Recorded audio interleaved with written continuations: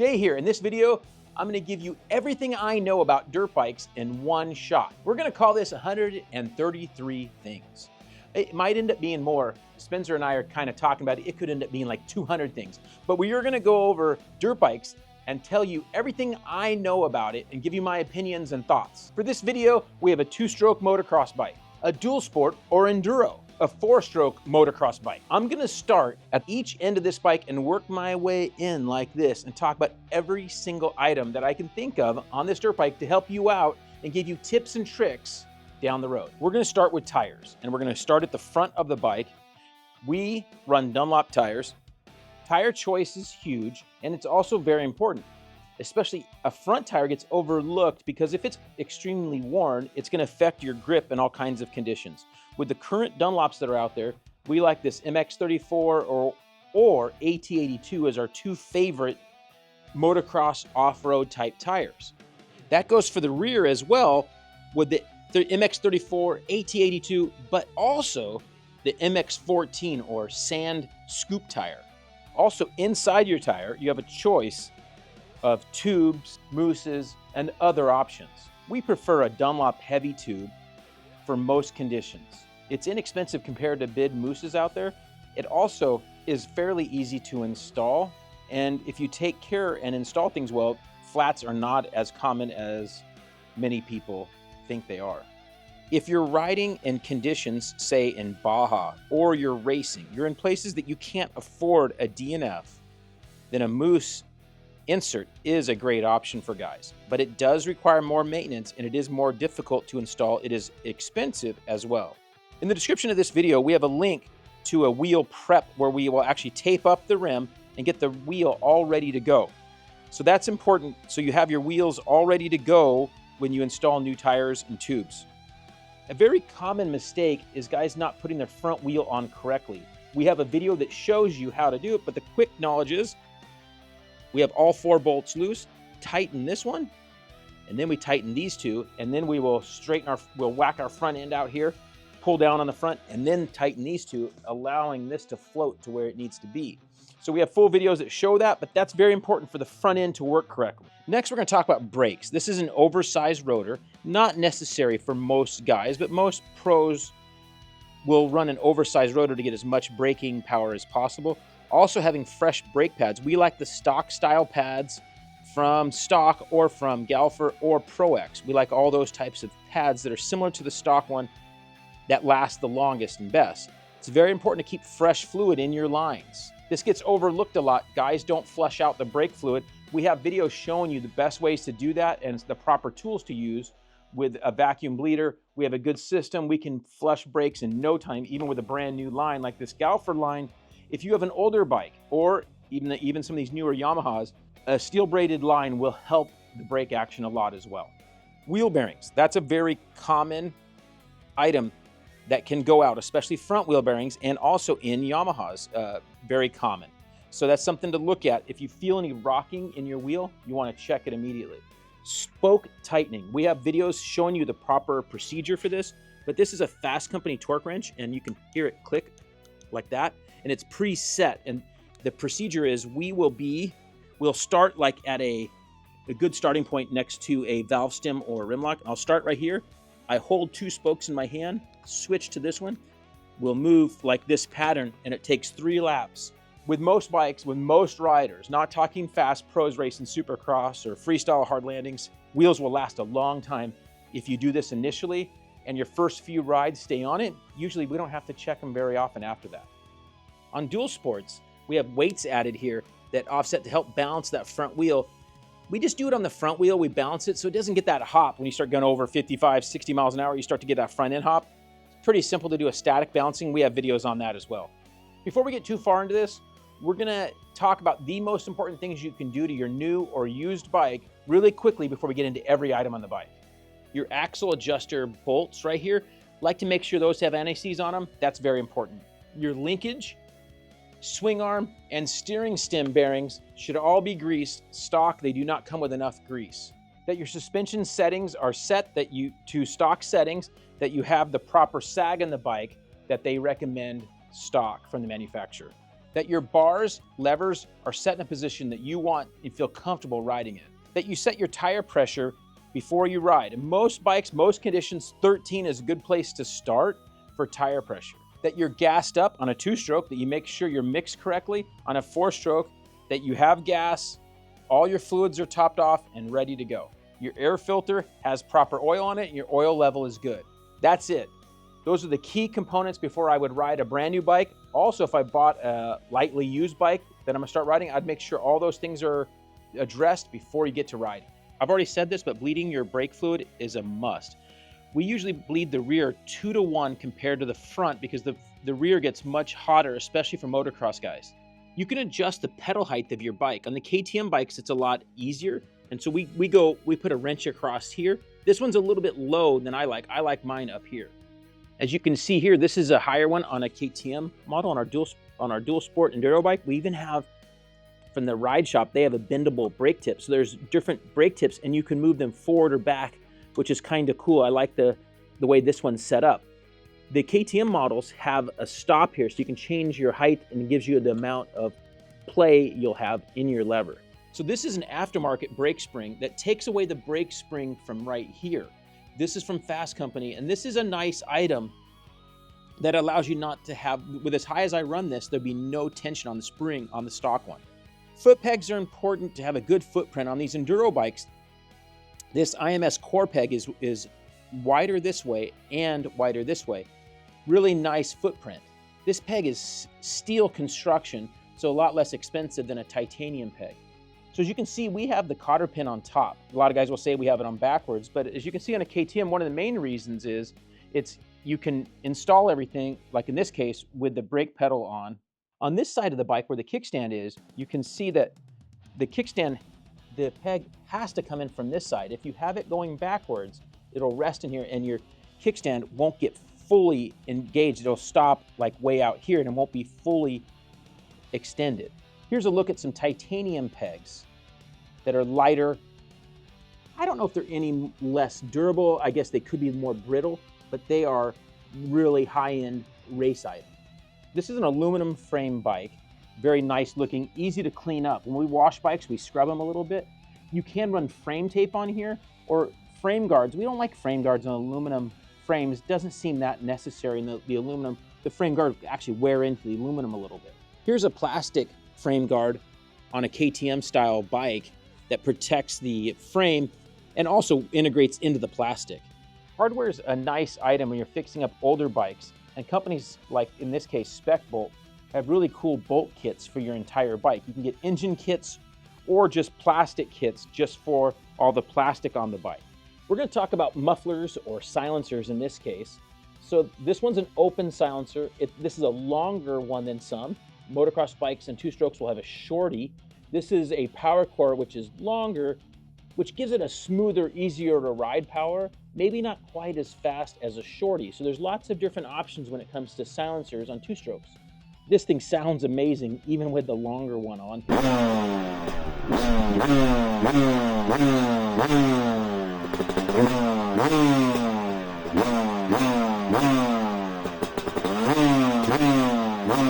Here's a 4-stroke muffler from FMF. The advantage of a aftermarket exhaust or muffler is that it's usually more open and lighter and usually sounds better, more sound deadening than the stock ones on many of the motocross bikes. This one has an insert in here with the spark arrestor screen still installed because it's being ridden in off-road and mountain conditions where a Sparky is required. So this is what the Sparky screen looks like. And this is an FMF here in this bike right here that just goes to the motocross track. We actually cut this screen off. We still like to have the insert in there. The type of power it gives, it has a little bit more back pressure and makes it a little bit easier to ride right off the bottom. These mufflers don't last forever. They're made with a wrap of sound deadening material that's a lot like house insulation, let's say. And that material will wear out. As it wears out, the bike will get louder and not run as well. 2-stroke silencers typically will wear out much quicker than a 4-stroke silencer. So fresh packing in your 2-strokes, I would say would be 2 or 3 to 1 compared to a 4-stroke. Here's another look at a few more of those SpecBolts going around this thing that are very visible. For the front sprocket, we will usually change them 1 to 2 compared to the rear sprocket, as long as the front is not too cupped out. There's a few different styles of ways that the OEM manufacturers bolt up their front sprocket. This one's a big nut with a bended over tab. We'll still use like a medium thread locker and then bend over this tab when we install that. When you're changing out your front sprocket, it's nice to use a tool like this that doesn't put any pressure on your transmission. Now, some models will use a bolt. Same thing, when we remove these, we'll wire brush off the thread locker that's existing and then reinstall it and torque it with a proper tool on there. Changing gearing on bikes is something that a lot of guys talk about and are concerned about. Most of the current dirt bikes and enduros come with really good gearing stock for a wide range of terrain. Most motocross guys, if you're considering making changes, will go up 1 tooth on the rear as a standard thing to try. So that's something you want to learn, but it's not an automatic. I would say majority of the bikes we run stock gearing on the motocross track. Here's our enduro with a steel sprocket. This one is running stock. On most of our enduro bikes, we'll go up 1 or 2 teeth on the rear sprocket. Some models will actually even go to a smaller front sprocket to give us more power. So the real quick 411, let's say, on gearing is, if you go to a smaller front sprocket, that's gonna gear the bike down and give you more power down low, but less top end speed. On the rear sprocket, if you go to a bigger sprocket, that's gonna do the same thing. A bigger rear sprocket is gonna give you more bottom, but tighter between those gears typically. If you go to a smaller rear sprocket, you're gonna get more top end speed.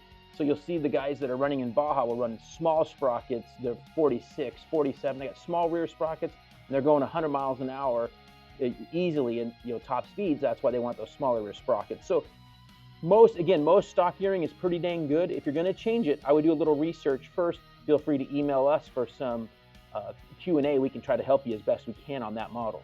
Here we have a hydraulic clutch. So if you have a bike with a hydraulic clutch, it's similar to the rear brake with the amount of times it should be flushed.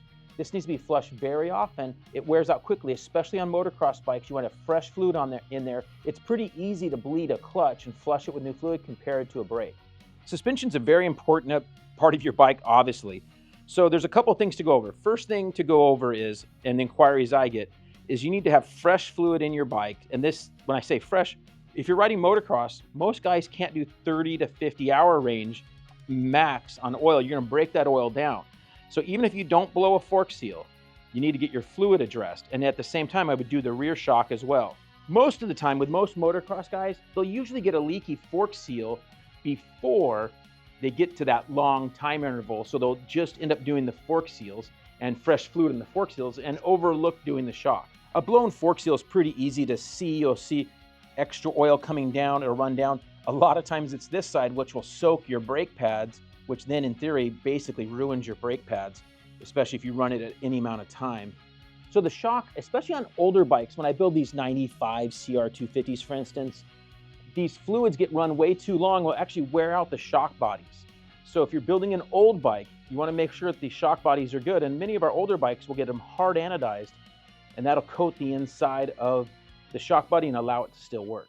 So suspension settings, clickers, sag are so important, way more important than any modifications to your engine. I say that wholeheartedly, and I'm an engine guy that loves fast bikes, right? But I can't ride a fast bike if the suspension's no good. So one of the things I tell guys, I get a lot of guys ask me about what settings to do. First thing I say is put all your settings to stock. So if you have your owner's manual, put them all to the stock clickers, set your sag to what the stock settings say. Most bikes will range from anywhere from 100 millimeters to 120 millimeters of sag, depending upon the style of bike it is. So you want to know what those settings are. Set that sag and all of your clickers to the stock positions. Then go out testing. You can do a little research also on your bike. Do some Google searching and see what kind of things were suggested. If it's an older bike, see what kind of things were suggested. There's companies like Motocross Action that have good information for your stock suspension that will have some info that you can find to adjust your stuff. So don't be afraid at the track or trail to do some clickers. Make sure that you bleed your forks every time you ride. If you have buttons, or that you bleed them with a screwdriver while it's on a stand every time you ride, because that'll give you a false reading of what your suspension's doing. So typically on forks, a lot of times it's the compression, the top ones right here, that you'll want to adjust first. So you'll want to, I like to do 3 or 4 clicks to see if I really notice a big difference. Do 3 or 4 clicks, and if it's kind of too much, if I went the right way, I'll go in 3 clicks. If I want them to be a little stiffer, then back them out to where it was, try it again, and then back it out again the other way to see which way made it better or worse. Same thing on the shock. Also, you can affect the rebound. And some of those locations are a little bit different on the bikes, but usually the compression's on top, rebounds on the bottom of the shock, and your high-speed adjuster will be up top as well. So there's things that you can play with and learn. Don't be afraid to test suspension settings and clickers. You can always put it right back to where it was if you know those stock settings. Now, with all that said, many guys are bigger for that spring rate that the bike is set up for. So you want to have a correct spring rate. And we talk about getting our suspension done. What does that entail? Is revalving it. So they're setting up the springs to your weight and skill level, and also setting up valving that changes the way it works for your weight and skill level, and type of riding areas that you're riding in. Who's the best suspension guy to use? That is up to you, and many times it's the guy local to you that can go out and test with you. So that's something to pay attention to. We've gotten great suspension from many companies, from Racetech, Schmidt, Factory Connection, lots of great companies out there that do suspension work. And so finding the one that's best for you sometimes is as close as your local track that's going to test with you and come up with some good settings. These are the famous 6500 kits from WP for the KTM style bikes forks. Between these and the KYB kits, these are conversions that convert bikes with the lesser, older forks or the air forks to the highest quality dual spring forks out there. Here's a KYB kit that basically has the internals of this thing much more like a Yamaha. Here's a current Yamaha that comes with really good forks that you don't need to do much to at all, so you don't have to do any converting. One of the problems with the KTM bikes is guys are trying to make their KTM forks as good as a stock Yamaha fork. So that's something we chase, but Yamaha doesn't make a 350 XCF, which we wish they did. That covers suspension. Again, the main things to do is make sure that you just keep everything good and fresh and that you have your stock settings in there. You try hard not to get blown fork seals by keeping the bike washed. Don't let it collapse on dirty forks, so that will help cut the fork seals sooner. Keep up on those fresh fluids and you should be good to go. There's many good companies that can help you get that set. This is our linkage area of the bike. This bike has a linkage and not just a straight shock. KTM's, many of their older bikes and their current dual sports will have a single, it's called PDS. Pretty dang stiff is what we think it stands for. That's the standard of that meaning we think. But most bikes have a linkage like this. Again, we've talked, one of the first things you should do on a new bike that if you get it is grease the linkage, the swing arm, and your steering stem, which we'll touch on. So you'll want to make sure that these are all greased. Now, there are different lengths of linkages, and also we call this the dog bone. There's different ratios here. Many of the pro teams will play with different dog bones and linkages that will change the way the bike works for them. Now, for most of us, we're not going to benefit as much from changing those linkages. For most riders, just keeping them well greased and being happy with your suspension settings are going to be all you need to do. On this Enduro dual sport bike, we have a long, full coverage skid plate that actually covers this knuckle right here on the dog bone, which we have crushed one of these on past bikes. So we have run aluminum guards here or this extended skid plate. Either way works well. I like the plastic skid plates over aluminum ones or even some of the other styles out there because they don't seem to resonate as bad and send vibration through your hands. Here's the steering stem area, and we have a video talking about greasing this. If you have a new bike, this is one of the most important things to do straight away. Now for this case, we have a video talking about greasing those, but also fixing your front end after a crash video.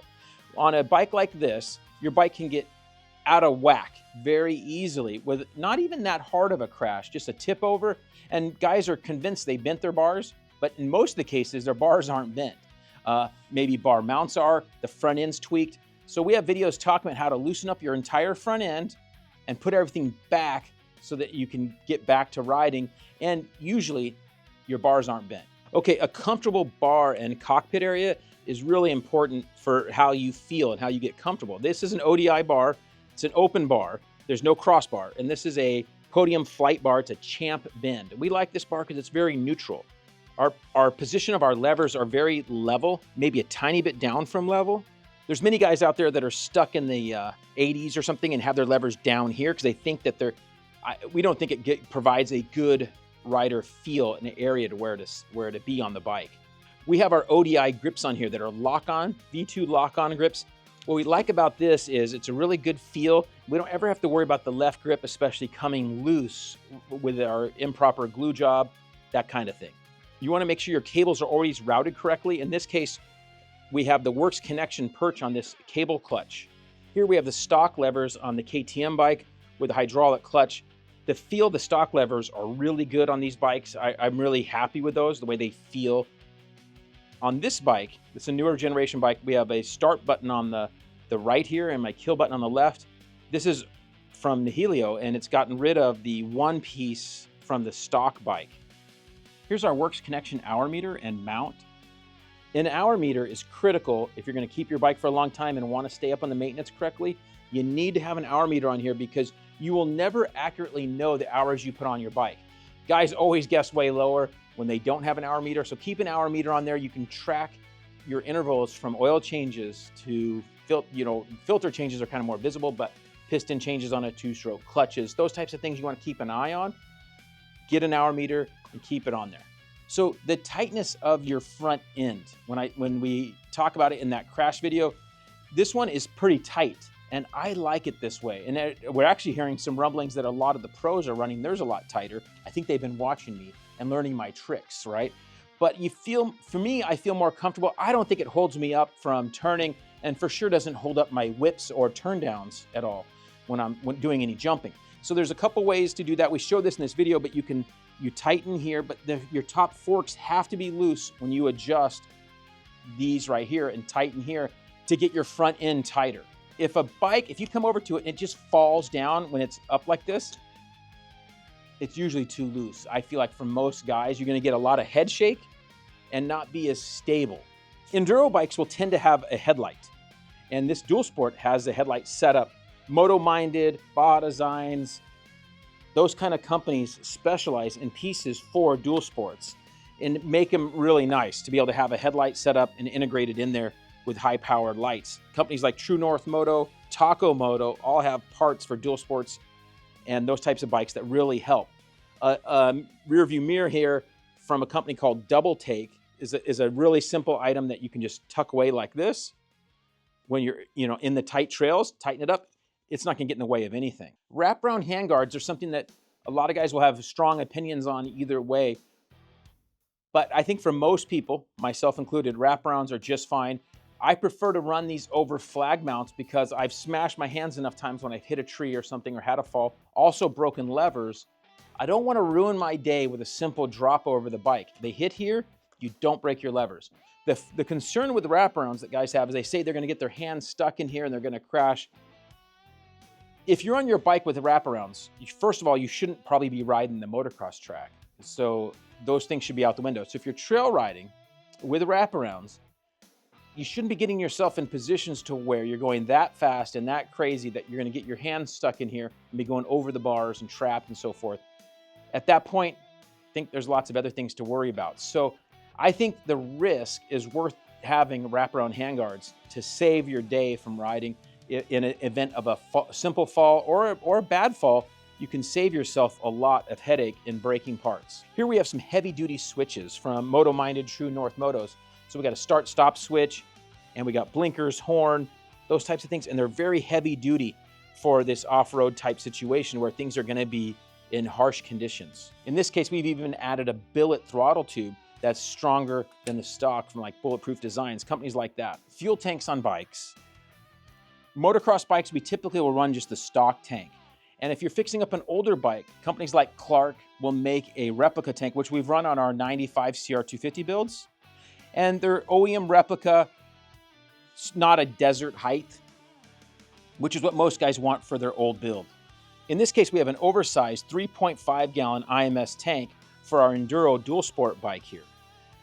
This allows us to be able to go much longer in between stops, not something we need for the motocross track, but it's sure nice on the trail. Radiators, here's one with no bracing, And guys will run guards like this on the front to protect their radiator. Now these front steel cages are mainly on the KTM style bikes. On this Yamaha, Works Connection has some bracing right here to help support this thing. Another way to give you some radiator strength and bracing is by bracing the stock radiator. ICW did this one. One of the advantages of that is you don't have the heavy weight up front and that additional resonation or rattling. Here's our motocross bike with that setup. We get a lot of questions about radiator fluid and flushing. When I talk to experts about this, most of them suggest, especially people that live in cold climates that let their bike sit for 3 to 4 months, to flush the fluid that next spring when they pull the bike out. Flush out that fluid, put in some fresh fluid. You don't have to use fancy fluid. We just use a 50-50 auto mix. We like the Peak one just because they sponsored the team back in the day. So we'll use that one. Very simple. So keeping fresh fluid in there is nice. Nothing crazy going on here with coolant. Couple things to keep in mind is if you have a coolant, that will actually protect it. We told a story before of when we had water wetter is a good product, keeps the bike a little cooler, but it doesn't have any antifreeze agents in it. So if you have the bike up in a cold area in the winter, even sitting in the garage, the motor could freeze, which we actually had a buddy have that happen.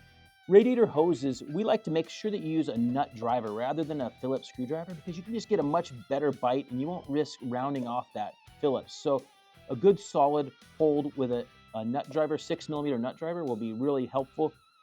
Also, the stock hoses are really well fitted. CV4 also has some nice ones in different colors, but not critical to your bike's performance by any means. This bike has a coolant catch can in this section of the frame so that the coolant overflow, if the bike gets hot, can flow into this catch can and then pump it back as it cools off. Radiator caps on these new generation KTMs are just plastic. As junky as that sounds, we haven't seen any failures or problems. On some of the other bikes, we could put high temp caps on those bikes. Seats. So you can get some really nice feeling gripper type seat covers with pleats in here. Helps you stay on the bike better, especially on motocross bikes. Really helpful. Really important to be careful how much you wash your seat because water getting into any of these seams anywhere does wear down the foam and it gets more collapsed. So foam, especially on a motocross bike or really any bike, as it breaks down and gets softer, actually affects your rider position on the bike and you don't feel as comfortable. You might think you are. You're sitting down in this saddle, I want this soft seat, but you don't have as much good position when riding the bike. So we like to blow off with air. And so as we talk about that, we have a great full video on bike washing that's in the link in this description of this video that will give you tips on bike washing and prepping. So it's not as simple as just washing your bike, but as you're washing it, you're looking for any problems. And when you get back into your shop, you're washing. We take the seat off of this bike every time we wash it and blow off any critical areas. We want to get all these electronics blown off here under the tank. We're blowing off all areas of the bike. And as we blow off, we're hitting areas close to bearings up here at all the pivot points. We're blowing off any areas we can with compressed air. ECU upgrades are very common on 4-strokes. Here it is on our Enduro Dual Sport bike, as well as our motocross bike, have a twisted vortex ECU that changes the mapping to both the fuel and ignition mapping of the bike. What these ECUs do on most 4-strokes is help them have better power, but also less chances of stalling, starting easier, running better in multiple places with multiple maps to choose from. This particular bike engages a unit off of a newer motocross bike and has a quick shift feature that has launch control, quick shift, those types of features, and we can actually ride this dual sport with a quick shift engaged. As we talk about the mapping on the 4-stroke bike, the 2-stroke bike has a carburetor. One of the main questions we get is on jetting. They want to know the magic jetting, but in most cases, their carburetor is not set up properly or simply not clean. So one of the things you want to do is get a carburetor rebuild kit if your bike's older, and if your bike is leaking out gas, we have a video showing you can pull this fuel line off right here, and right here, blow air into this way. That'll help unstick the needle seat within the bottom of the float bowl. If you continue to leak fluid, that tells you your needle seat is no good and you'll need a full rebuild kit, which any 2-stroke especially, or any bike that's older than 5-7 years that sat a bunch especially, will need a carb rebuild. This bike has an intake, a V-Force reed cage, which is a performance upgrade. On the jetting questions we get, we send people to the Pro Circuit jetting page, which is really helpful, has tons of good information, and will give you a good place to start because it shows the stock jetting and then the jetting they recommend, which isn't very far off, but you can check the jetting you have in your bike to see where you stand. And that'll give you a good starting point and then some place to go based on your riding type of riding you're doing and your elevation. And when I say type of riding, I get a lot of guys riding me with their kids riding a 65 or an 85 and the bike's running really rich. They can run a lot leaner jetting with a beginner kid on the bike, just putting around or trail riding, than if it's a racer kid racing a 65 or 85. So there's big differences on jetting that you can get away with. Now, if someone fast hops on that bike, they're gonna have to be very careful because they'll blow the thing up. So if you have a slow kid on there, he can be running a lot leaner jetting. Here's a throttle body, which takes the place of a carburetor now on the newer bikes. The throttle body will have an injector that comes in. So one of the most common things is that guys want to look at if they have a bike running bad is that injector can get clogged up. Usually on 4-strokes, this little connector right here that connects the fuel line, that can become clogged. There's also an inline filter in this fuel line right here. That's a place to check if you're having any running issues. It's a simple filter to change. I would look at that next. If you have any KTM bike in recent years, this is a great tool to have from Taco Moto. This tool will allow you to be able to check the fuel pressure with it actually on the bike. It's long enough you can run it up here and check it while it's running, idling, and also you can go ride it and see if it drops while it's running. So this is a great tool to have for any of the KTM bikes. This is the stator cover for a motocross bike. And this one has a small output stator. It's not a high output stator. This stator within this bike, this SXF or XCF, or it would be on a CRF or a YZ, these stators that are stock on a motocross bike, or even their XCF type models or FX models, are not strong enough to power a headlight. Now on this Enduro dual sport bike, they have a much higher output stator that allows them to be able to run a headlight. In the old days, guys think they could just simply get a higher output stator for their bike. They want to check that if they're going to think about adding a headlight to their XC or FX type cross-country bike, because most of the current bikes are still just mainly a motocross bike with an 18-inch rear wheel. They're not that much different, so they have a low output stator. This high output stator comes on these dual sports. The clutch on the bike is very important. This bike has a recluse clutch cover, which is a little bit larger, so it can hold a tiny bit more oil. It's also billet, so a little bit stronger. We have a torque drive clutch plate in there set up. And then what that torque drive clutch plate is, it's the same thickness stack, but with more additional plates. And it gets a really good clutch feel and durability. Lasts really well with a torque drive clutch plate in there. Clutches wear out. There's no way around it. So some guys are clutch abusers. If you watch pro races, you'll see guys like Eli Tomac who hammer the clutch and they can't run a hydraulic clutch. A guy like Tomac, he likes to have that cable clutch because it has a much firmer connection with the clutch. And for him, that helps him modulate that power of that gnarly YZ450 that's modified even. So he's able to modulate that and work it. So inspecting the clutch, guys will ask me how many hours on a clutch. It's not a standard question because it depends how hard on the clutch you are, if you've been smoking it on sand hill climbs like I've done before. So just something you'll want to inspect. And if you feel your bike slipping, if it's a hydraulic clutch bike, first thing I do is change that fluid and then inspect the clutch by pulling it apart. We have videos showing that. We have the same setup in this 2-stroke, but that has the cable clutch. And again, we talked about it before, we have the Works Connection perch up here, which gives us a really nice feel for that. Even on this 2-stroke, it's the same. Here's the oil fill area on this 2-stroke. The 2-stroke, to change oil is very simple. There's one bolt on the bottom. It's pretty simple. Transmission fluid on a 2-stroke typically lasts a lot longer than a 4-stroke because on this 2-stroke, the oil is just taking care of the transmission and clutch. It's not touching the piston area. We'll use the same type of Rotella oil that we use on our 4-strokes on this 2-stroke. So the hours on the oil change depends again on how hard you're riding and abusing the clutch, but a motocross guy on a typical 2-stroke is anywhere from 2 to 5 hours on the oil change, where a trail guy can be 8 to 15 hours on oil changes on the Enduro trail bike. That's a 2-stroke. So here's our drains on the dual sport Enduro bike, and there's also an additional drain on the bottom that gets extra oil out of the crankcase. So when we do these bikes, we want to be able to drain as much of the oil out as possible and also change out the oil filter right here and put a new filter in. We typically do it every other time. If we have a ton of time on the bike, we'll do it every time if it went on a big trail trip.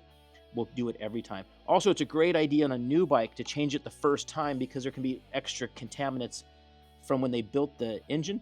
You have a few extra shavings. I would change it after your first ride, your first hour or so of riding. Put a new filter in. On oil changes, on most 4-strokes, again, has a huge range. If it's a beginner, novice person, and they're just trail riding, it could be 8 to 15 hours on the oil change. If it's a pro riding, it could be every single ride.